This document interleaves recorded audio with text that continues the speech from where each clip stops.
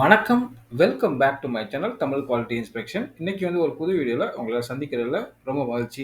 இன்னைக்கு நம்ம டாபிக் என்ன எத பத்தி பார்க்க போறோம் அப்படின்னா, இந்த வெல்டிங் ப்ரொசீஜர் குவாலிஃபிகேஷன் பிக்யூஆர்ல வந்து குவாலிஃபை பண்றதுக்கு சில மெக்கானிக்கல் டெஸ்ட்லாம் வந்து பண்ணணும். அது சாட்டிஸ்ஃபை ஆனா தான் வந்து பிக்யூஆர் வந்து குவாலிஃபை ஆகும்.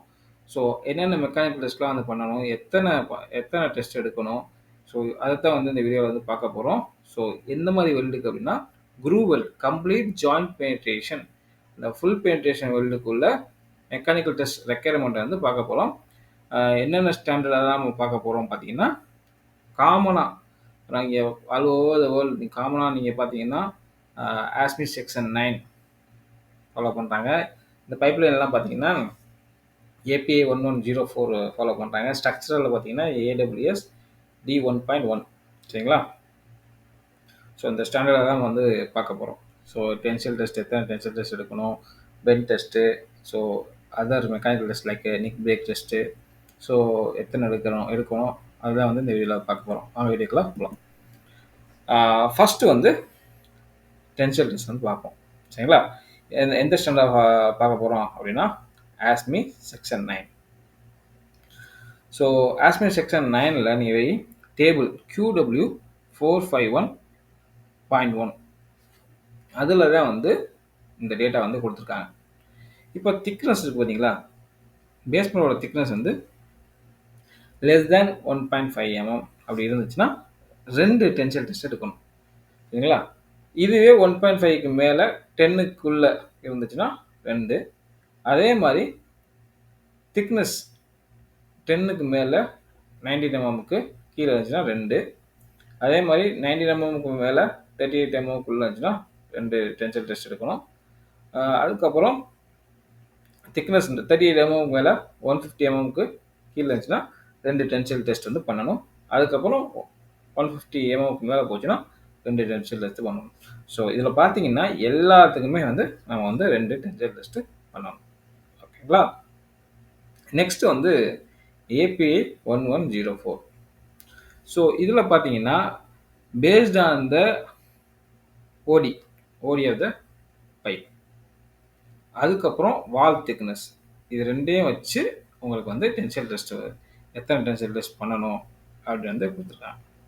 ஃபர்ஸ்ட் வந்து வால் திக்னஸ் வந்து 12.7 mmக்கு கீழே இருந்து பைப் டயாமீட்டர் வந்து 60.3 அந்த mmக்கு கீழே அப்படின்னா நம்ம வந்து டென்சில் டெஸ்ட் வந்து பண்ண தேவையில்லை.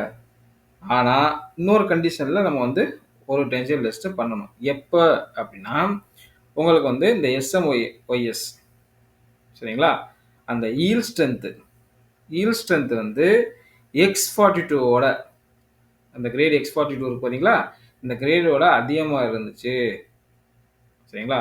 அந்த X42ஓட ஈல் ஸ்ட்ரென்த்து நம்ம அந்த மெட்டீரியலோட உங்களுக்கு வந்து கம்மியாக இருந்துச்சு அப்படின்னா நம்ம வந்து ஒரு டென்சில் டெஸ்ட்டு பண்ணணும். ஓகேங்களா.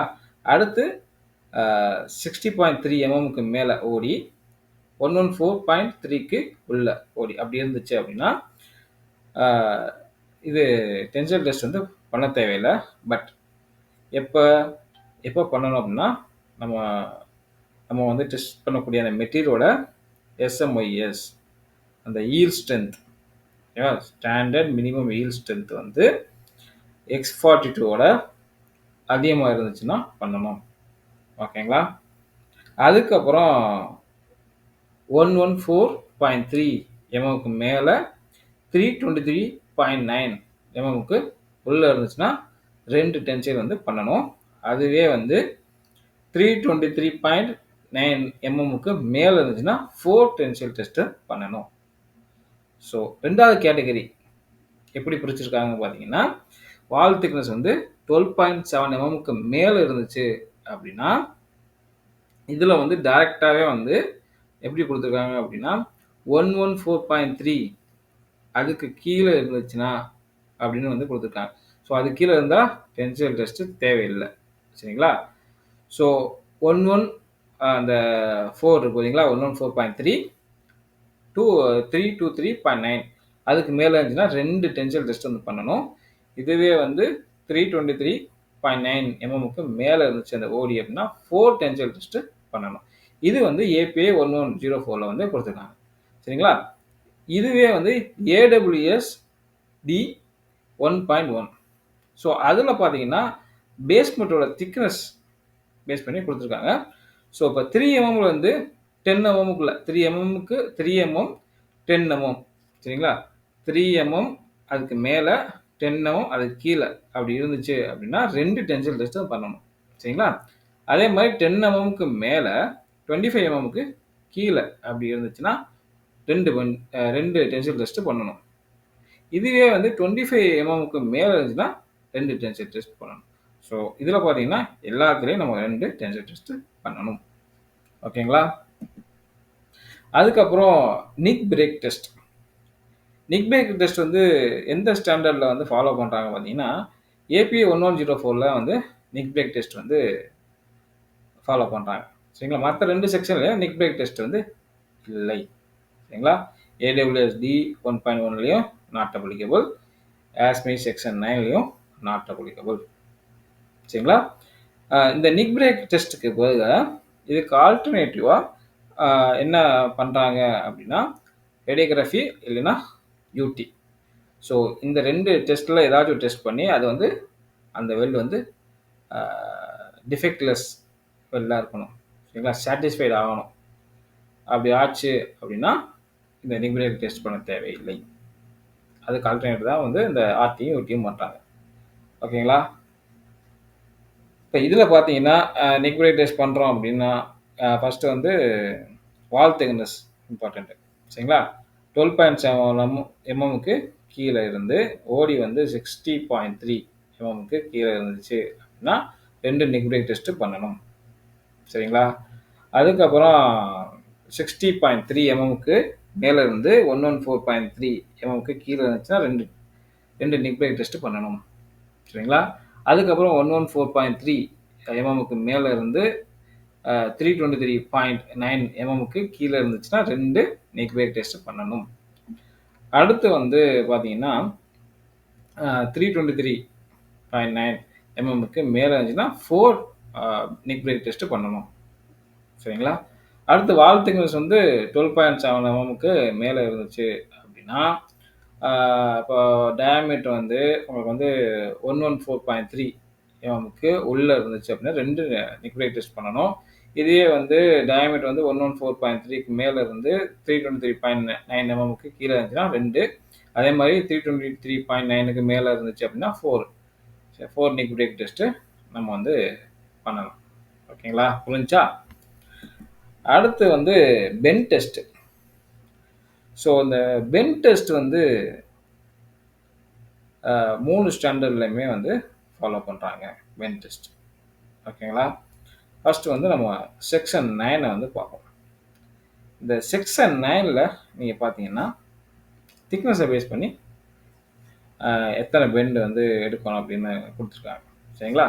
இப்போ வந்து திக்னஸ் வந்து லெஸ் தேன் 1.5 எம்எம், பேஸ்மெண்டோட திக்னஸ் லெஸ் தேன் 1.5 எம்எம்க்கு கீழே இருந்துச்சு அப்படின்னா 2 ஃபேஸ் பெண்டு 2 ரூட் பெண்டு எடுக்கணும். ஓகேங்களா? இப்போ திக்னஸ் வந்து 1.5 எம்எம்க்கு மேலே 10 எம்எம்க்குள்ளே இருந்துச்சுன்னா அதே மாதிரி 2 ஃபேஸ் பெண்டு 2 ரூட் பெண்டு எடுக்கணும். சரிங்களா? அதே மாதிரி திக்னஸ் வந்து 10 எம்எம்க்கு மேலே 19 எம்எம்க்கு உள்ளே இருந்துச்சுன்னா 2 ஃபேஸ் பெண்டு 1 ரூட் பெண்டு பண்ணணும். அடுத்து வந்து திக்னஸ் வந்து 19 எம்எம்க்கு மேலே 38 எம்எம்க்கு உள்ளே இருந்துச்சுன்னா 4 சைட் பெண்டு பண்ணணும். அதே மாதிரி 38 எம்எம்க்கு மேலே 150 எம்எம்க்கு உள்ளே இருந்துச்சு திக்னஸ் பார்த்தீங்கன்னா 4 சைடு பெண்ட் பண்ணணும். அதே மாதிரி திக்னஸ் வந்து 150 எம்எம்க்கு மேலே இருந்துச்சுன்னா 4 சைடு பெண்டு பண்ணணும். ஓகேங்களா? நெக்ஸ்ட்டு வந்து ஏபிஐ 1104. ஸோ இந்த ஸ்டாண்டர்டில் நீங்கள் வால் திக்னஸ்ஸு அதை வச்சு டயாமீட்டராக பிரிச்சுருக்காங்க. ஸோ 12.7 எம்எம் வால் திக்னஸ்ஸு அது கீழே இருந்துச்சு அப்படின்னா அதே மாதிரி டயாமீட்ரு 60.3 எம்எம்க்கு உள்ளே இருந்துச்சு. சரிங்களா? அதுக்குள்ளே இருந்துச்சு அப்படின்னா 2 ரூட் பெண்டு பண்ணணும். சரிங்களா? அடுத்து வந்து 60.3 எம்எம்க்கு மேலே இருந்து 114.3 எம்எம்க்கு உள்ளே இருந்துச்சுன்னா 2 ரூட் பெண்ட் பண்ணணும். அதே மாதிரி 114.3 எம்எம்க்கு மேலே இருந்து 323.9 எம்எம்க்கு உள்ளே இருந்துச்சுன்னா 2 ஃபேஸ் பெண்டு 2 ரூட் பெண்டு பண்ணணும். இதே வந்து 323.9 எம்எம்க்கு மேலே இருந்துச்சு அப்படின்னா 4 ஃபேஸ் பெண்டு 4 ரூட் பெண்டு பண்ணணும். ஓகேங்களா? இப்போ வால் திக்னஸ் வந்து உங்களுக்கு 12.7 எம்எம்க்கு மேலே இருக்குது அப்படின்னா அதே இதில் உங்களுக்கு அந்த பைப்போட டயாமீட்டர் வந்து 114.3 எம்எம்க்கு உள்ளே இருந்துச்சு அப்படின்னா 2 சைட் பெண்டு பண்ணணும். இதுவே வந்து 114.3 எம்எம்க்கு மேலே வந்து 323.9 எம்எம்க்கு உள்ளே இருந்துச்சுன்னா 2 சைட் பெண்டு பண்ணணும். 4 சைட் பெண்டு பண்ணணும். இதுவே வந்து 323.9 எம்எம்க்கு மேலே இருந்துச்சு அப்படின்னா 8 சைட் பெண்டு பண்ணணும். சரிங்களா? இதுதான் வந்து அந்த ஸ்டாண்டர்டில் வந்து கொடுத்துருக்காங்க. ஓகேங்களா? அடுத்து பார்த்தீங்கன்னா ஏடபிள்யூஎஸ் டி 1.1 இந்த ஸ்டாண்டர்டில் பார்த்தீங்கன்னா திக்னஸ் வந்து 3க்கு மேலே 10க்குள்ளே அப்படி இருந்துச்சுன்னா 2 ஃபேஸ் பெண்டு 2 ரூட் பெண்டு பண்ணணும். சரிங்களா? இதே 10 எம்எம்க்கு மேலே 25 எம்எம்க்கு உள்ளே இருந்துச்சுன்னா 4 சைட் பெண்டு பண்ணணும். இதுவே வந்து 25 எம்எம்க்கு மேலே இருந்துச்சுன்னா 4 சைட் பெண்டு பண்ணணும். ஸோ இதுதான் வந்து இந்த ஸ்டாண்டர்டில் வந்து கொடுத்துருக்காங்க மெக்கானிக்கல் டெஸ்ட் ரிலேட்டடாக. சரிங்களா? இந்த வீடியோ உங்களுக்கு பிடிச்சிருந்தா லைக் பண்ணுங்கள், ஷேர் பண்ணுங்கள், கமெண்ட் பண்ணுங்கள். அடுத்த ஒரு நல்ல டாபிக் வந்து உங்களை சந்திக்கிறேன். Until bye bye, take care, see you.